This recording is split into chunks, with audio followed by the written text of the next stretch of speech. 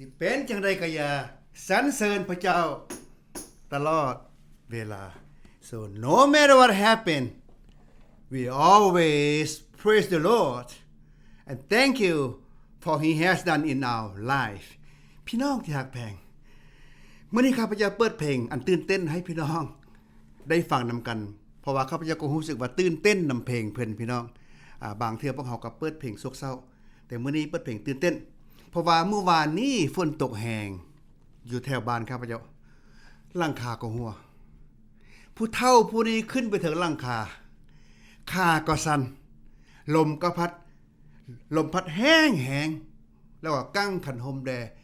เอาผ้ายางไปปูใส่หลังคาบ้านเมื่อวานนี้โอ้ยยานไหลแต่ว่าก็ฮู้ว่าโอ้ยคันถ้าตกนี้เป็นหยังไปเราก็พระเจ้าเอาไปบ้านก็ไปอยู่บ้านเลยจังบ่ได้ลำบากในโลกนี้อีกต่อไปแต่ขณะที่อยู่ในโลกนี้ก็จะยินดีรับใช้พระเจ้าเสมอ So I had a leaking roof yesterday. We have a heavy thunder yesterday. So that I went up there with my umbrella and my leg shake. And I noticed the wind blow too. Well, I said, well, if God want to take me home, I am ready. But if God want me to remain here on earth, I will continue to serve him. Will you bow your head and pray with me? ข้าแต่พระเจ้าพระบิดาข้าน้อยขอบพระคุณพระองค์เจ้าที่ให้ข้าน้อยได้มีโอกาสรับใช้เวียกงานพระองค์เจ้าข้าน้อยพร้อมแล้วที่จะอยู่จะไปจับใช้เวียกงานพระองค์เจ้าตามที่พระองค์เจ้าทรงใช้ข้าน้อยโดยเฉพาะอย่างยิ่งวันศุกร์วันเสาร์และวันอาทิตย์นี้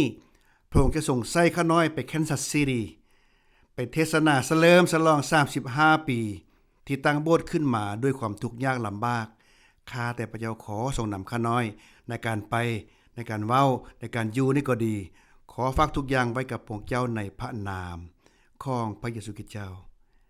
อาเมนอาเมน Alright brothers ว่ามื้อนี้พวกเรามีหลายคนเข้ามามีนางวันมีคำว่ามีอาจารย์ซิ่งไซ ขอโทษเข้ามาหลายคนมื้อนี้ก็ให้พี่น้องเปิดไปในพระธรรมกิจการบทที่9ข้อ17ถึงข้อ19Open your Bible to the book of Acts chapter 9 verse 17 to verse 19. So welcome to Bible study with Pastor Hompan. I said Pastor H will be easier for Anglo people to say. Well, alright, let's go. So that how to on what จะอ่านนำกันดังนี้พี่น้องให้พี่น้อง If you read English, you read on the board. I will read loud. Alright? ข้าพเจ้าจะอ่านภาษาลาวดังนี้แล้วอานาเนียก็ไปและเข้าไปในเฮือนนั้นวางมือใส่โซโลแล้วกล่าวว่าอ้ายโซโลเอ๋ยพี่น้องพูดทีนึงอ้ายโซโลเอ๋ย องค์พระผู้เป็นเจ้าผู้ได้ทรงโพธแก่เจ้าตามทางที่เจ้ากำลังมานั้นได้ทรงใช้เฮามาอันนี้คืออนาเนียว่าใช้เฮามาเพื่อเจ้าจะได้เห็นหงอีกและเพื่อเจ้าจะได้เต็มไปด้วยพระวิญญาณบริสุทธิ์ในทันใดนั้นก็มีสิ่งหนึ่งคือเกล็ดปลาตกจากตาของโซโลและเพิ่นก็เห็นหงอีกโซโลจึงลุกขึ้นรับบัพติศมาโอ้พี่น้องโซโลจึงลุกขึ้นรับบัพติศมาแล้วกินข้าวแล้วเพิ่นก็มีแหงขึ้นโซโลได้พักอยู่นำพวกคนที่เชื่อในเมืองดามัสกัสเป็นเวลา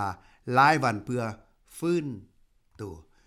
But point number 1 I want to point to you brothers and sisters point number 1 is God sent Ananias อันที่1อยากบอกกับพี่น้องว่าพระเจ้าทรงใช้อานาเนียในข้อ17 verse 17 point 1 out of point one out of point 1อันที่1เอามาจากอันนา point ที่1พี่น้อง Ananias obey when God tell him to go and he went even though he afraid of Saul but he went anyway อันที่1อยากบอกกับพี่น้องว่าอานาเนียนะเพิ่นย้านโซโลอยู่แต่เพิ่นก็ไปตามพระเจ้าทรงใช้บางเที่ยบ่อนเฮาไปเฮาก็ย้านแต่เฮาได้เฮ็ดบ่ขอบคุณพระเจ้าที่พวกเฮามีความกล้าหาญอันที่2 he called Saul brother อานาเนียเอิ้นโซโลว่าอ้ายโซโลโอ้ว้าวเป็นการให้เกียรติก็แม่นเป็นการบอกว่านับเขาเป็นในครอบครัวเดียวก็แม่นดังนั้นเพิ่นฮ้องว่าอ้ายพวกเขาฮ้องกันว่าอ้ายน้องกันในพระเยซูคริสต์แม่นบ่อันที่3 healing begins with acceptance โซโลดีขึ้นย้อนว่าเพิ่นยอมรับผู้รับใช้พระเจ้าคืออานาเนียแต่หลายเทื่อหลายคนน่ะยังบ่เห็นหุงบ่เห็นแจ้งเทื่อเพราะว่าบ่ยอมรับผู้รับใช้พระเจ้าจึงบ่เห็นหุงมืดเท่าทุกมื้อนี้แต่ถ้าผู้ใดยอมรับผู้รับใช้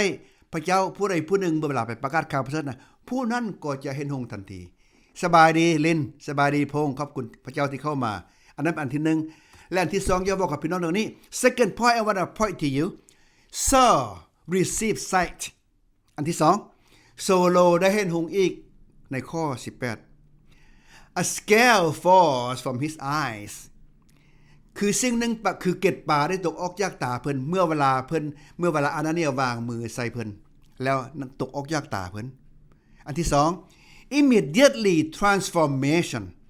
หลังจากตกออกจากตาปุ๊บก็เห็นปั๊บลดพี่น้องที่รักแพงเห็นได้ทันทีดังนั้นนะถ้าผู้ใดเชื่อพระเจ้านะตาใจก็จะเห็นทันทีโลดได้อันที่3 baptism follow a spiritual awakening so after he see Paul make decision to baptize recently at the present time ฉะนั้นศาสนาศาสตร์บางคนได้พระคัมภีร์ได้บอกว่าอาจารย์โซโลหรือว่าโซโลได้บัพติศมาทันทีบ่ต้องท่าอย่างอื่นพี่น้องอยากแปลงดังนั้นหั่นน่ะมีบางเทื่อพวกเขาก็เข้าใจผิดว่าโอ๊ยต้องสอนให้เขาเจ้าฮู้หลายๆก่อนค่อยบัพติศมาแต่ว่าตอนนี้โปโลหรือว่าโซโลหั่นน่ะบัพติศมาทันทีได้พี่น้องจือได้บอกอีกผู้นึงขั้นทีผู้นึงน่ะที่ไปเฮ็ดเวียกที่เดินทางไปแล้วบ่ฮู้พระคัมภีร์หั่นน่ะแล้วพระเจ้าส่งคนไปบอกเราก็บัพติศมาทันทีดังนั้นหั่นน่ะการบัพติศมาทันทีนั้นบ่แปลกประหลาดเด้อพี่น้องเด้อถ้าผู้ใดรับเชื่อแล้วถ้าเขาจะยอมรับบัพติศมาแล้วให้บัพติศมาโลดเพราะว่าเขาบ่ได้ให้ในนามของเขาให้ในนามของพระเจ้าพระบิดาพระบุตรและพระวิญญาณบริสุทธิ์แล้วเราก็จะเห็นหงอันที่3 My third point to you Saul is strengthened verse 19หลังจากกินข้าวกินน้ำแล้วข้อ19บอกว่าโปโลก็มีแรงขึ้น Remember he did not eat anything for 3 days and 3 nights พี่น้องจื้อได้บ่เพิ่นบ่ได้กินหยัง3มื้อ3คืน He cannot eat สบายดีไอ้สังวัน So Paul cannot eat for 3 days and now after his sight open he eat and keep his strength พี่น้องที่รักแพงดังนั้นนะการกินข้าวกินน้ำมีบางเทื่อก็ซอยเฮาได้พี่น้องถ้าพี่น้องเมื่อยบ่เมื่อยหลายหั่นน่ะกินข้าวก็จะมีแหงเมื่อวานนี้ข้าพเจ้าโทรไปยามอาจารย์ผู้นึงเพิ่นบ่สบาย ข้าพเจ้าถามว่าอาจารย์กินข้าวอยู่บ่เพิ่นว่าบ่อยากเข้านะอาจารย์ข้าพเจ้าบอกว่าอาจารย์กินแล้วอาจารย์จะมีแรงเพราะตอนนี้อาจารย์โปโลกินข้าวแล้วเพิ่นมีแรง Well his physical recover ตนโตเพิ่นก็บ่เจ็บอีกต่อไปหลังจากรับบัพติศมาหลังจากรับเสื้อแล้วกินข้าวแล้วตนโตก็บ่เจ็บ Second spiritual preparation หมายความว่าต่อไปหั่นน่ะจิตวิญญาณเพิ่นถูกจัดเตรียมไว้แล้วเพื่อเป็นผู้รับใช้พระเจ้า The third one beginning of new mission เริ่มต้นประกาศในที่นั้นเลยเพิ่นอยู่กับพี่น้องอยู่ในเมืองดามัสกัสพี่น้องเพิ่นได้เว้าคำพยานเด้เพิ่นได้เว้าว่าโอ้ยข้าพเจ้าเป็นคนมาจับพวกท่านเข้าคุกจับพวกท่านไปเคี่ยนไปตีตอนนี้ข้าพเจ้าพบกับพระเยซูแล้วพระเยซูเฮ็ดให้ข้าพเจ้าตาบอดได้3มื้อข้าพเจ้ากินบ่ได้นอนบ่ได้ตอนนี้อานาเนียมาวางมือใส่ข้าพเจ้าแล้วข้าพเจ้าเห็นหงส์นั้นข้าพเจ้าจะประกาศว่าพระเยซูนั้นทรงเป็นพระเจ้าอันนั้นคือที่อาจารย์โปโลกำลังประกาศในเวลานั้นพี่น้องที่รักแพงคำถามที่น่าสนทนากันในตอนเช้าวันนี้ So the question we must discuss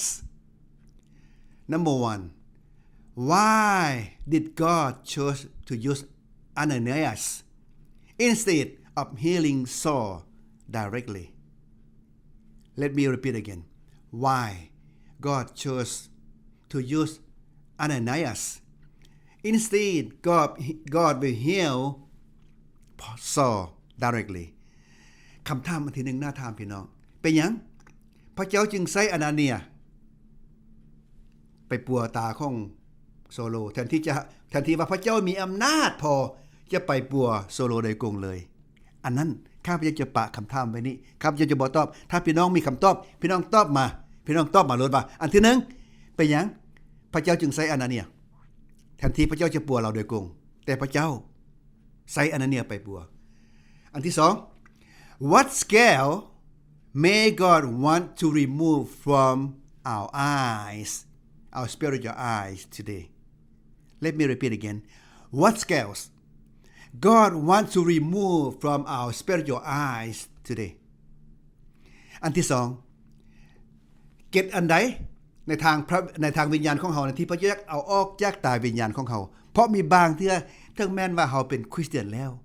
เฮาก็ยังเบิ่งบ่เห็นอยู่ดังนั้นจงฮู้ว่าแม่นอันใดที่บังตาจิตวิญญาณของเฮาที่ให้เฮาบ่เห็นบ่ฮู้และบ่เข้าใจหรือเฮ็ดบ่ได้ในเวลานี้ขอให้พระเจ้าเอาออกแม่นอันใดอันที่3 How does this passage show the importance of community in spiritual growth บทเรียนนี้สอนพวกเขาจะได้เติบโตฝ่ายจิตวิญญาณอันใด Three of these questions here brothers and sisters please chat and share your information share your idea with us so we can learn from one another